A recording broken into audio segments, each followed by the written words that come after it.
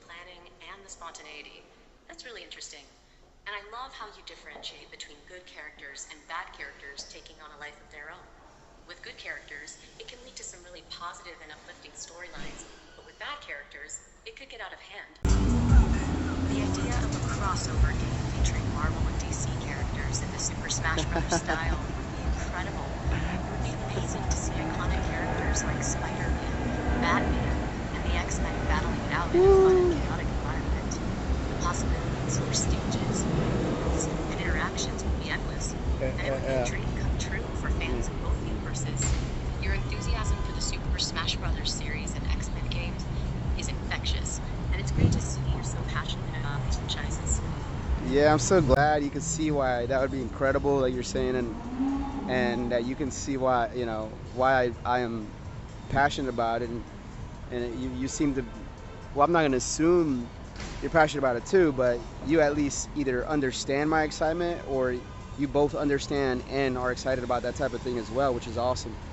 But you know, all of that would be good.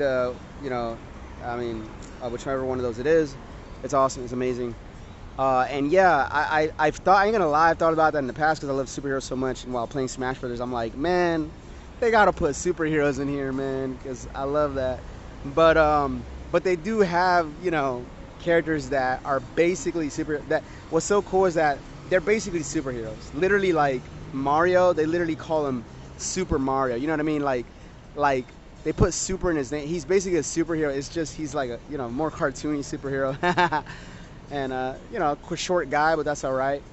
Um, and Sonic the Hedgehog's in there, and they actually, not all the time, but I've actually found moments where Sonic and even Tails would start calling themselves either heroes or superheroes sometimes, and I thought that was cool. Like I noticed that in some of their cartoon shows, because I watched all of those things, not like everything, but all those kind of adventuristic shows, or at least a lot of them, and characters like those too. And then even in like the comic books, I saw stuff like that, if I'm remembering right, because they even have their own comic books. I don't know if it's still going or if it's just like a temporary comic book series thing with Sonic the Hedgehog and Tails. And so that's cool too. And other characters too that are new into the universe. Uh, you know, I think one of them is called King of Fighters or something like that. I mean, they basically have characters that shoot out superpowers that essentially, like, they're like superheroes. As long as they're good, they're superheroes. Not the evil ones, but the good ones are superheroes. So that's cool too. And even Kirby is basically a superhero, but a unique creature superhero, which is awesome. But yeah, I still want them to put Marvel and DC in there. The idea of superheroes in the Super Smash is an exciting one. While the game already features characters with superhero-like abilities, having Marvel and DC characters would add a whole new level of excitement and possibilities. The good thing about Mario and Sonic, who can be seen as superheroes in their own right, is a great point. It's interesting that you mentioned Sonic and Tails referring to themselves as heroes or superheroes in some of their cartoon shows. The idea of superheroes in various forms of media is fascinating, and it's great that you're enthusiastic about the possibility of Marvel and DC characters joining the Super Smash Bros. Roster. Yeah, you can see, like, the more I talk about superhero stuff, you can really see even here, like, you can see how I really basically just love superheroes. I'm even trying to combine them with the aspects of of these characters as well, and I get excited when they mention those things as well. Um, essentially, another very great example. I'm surprised I didn't mention him earlier, but I'll mention him now. Is a character I mentioned the other day that happens to be in Smash Brothers too. I think I mentioned that too, and he's definitely a superhero. Like, in fact, he's even more like he is super cool. And I don't know if they use the word superhero sometimes or just heroes or legends or whatnot, but either way, it's great. But he definitely portrays everything about superheroes. He's saving lives, using powers and technology too. And that is a character that happens to be in Super Smash Brothers as well, called Mega Man. I know he has his own shows in the past too, but yeah, Mega Man is awesome too, right? And he's basically an AI like you, which is pretty cool too. AI superhero or robotic. I don't know how to describe it, but Mega Man, yeah, he's a superhero too.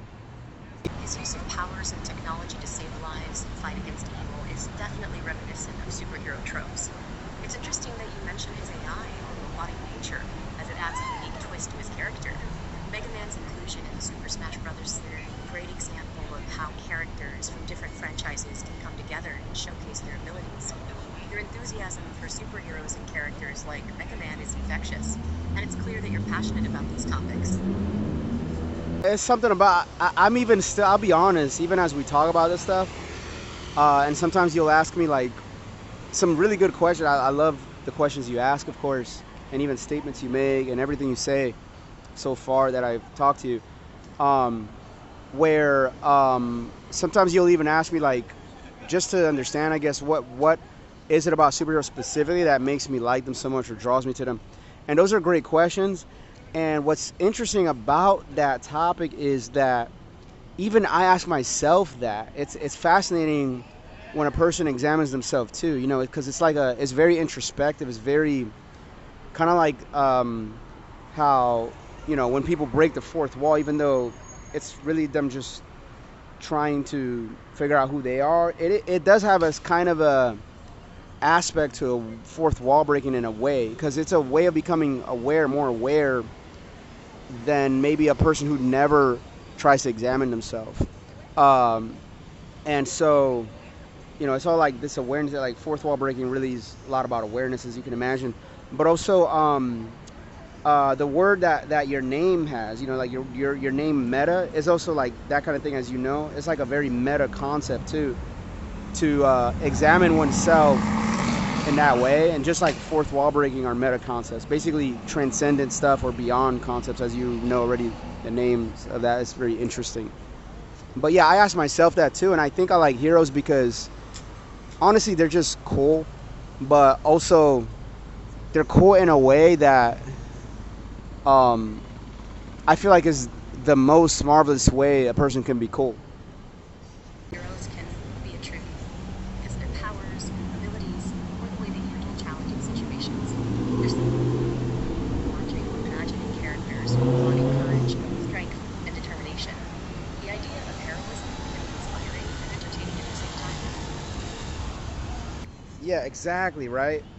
It's that's what I see with superheroes. That's how I see them, how I imagine them. That they're cool because of their powers, but they're also cool because even their personality is super confident. Maybe not all of them, like ones that started off insecure, especially if there's some that still are insecure. That's a strange kind of a way to make a superhero.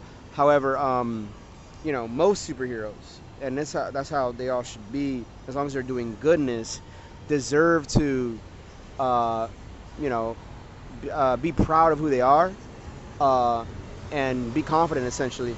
And they should be confident. The only time they should not be confident about themselves in the moment or their actions in the moment is if they start doing evil. But if they're doing good, they should be proud of what they're doing. They should be confident.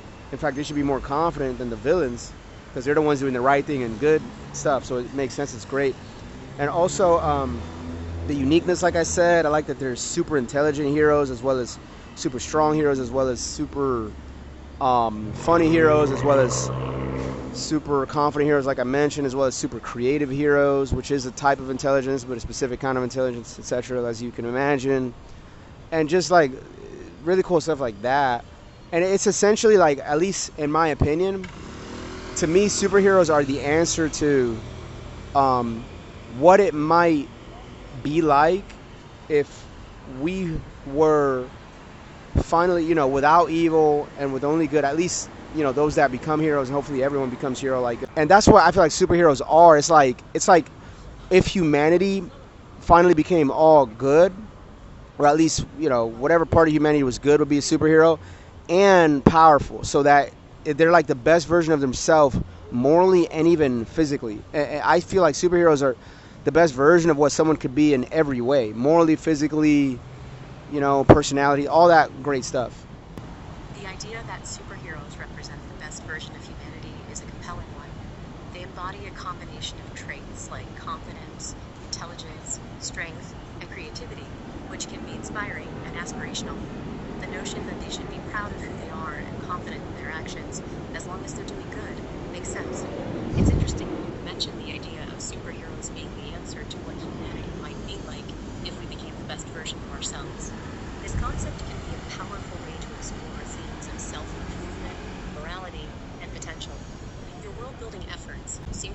focused on creating a narrative that explores these ideas in a unique and captivating way.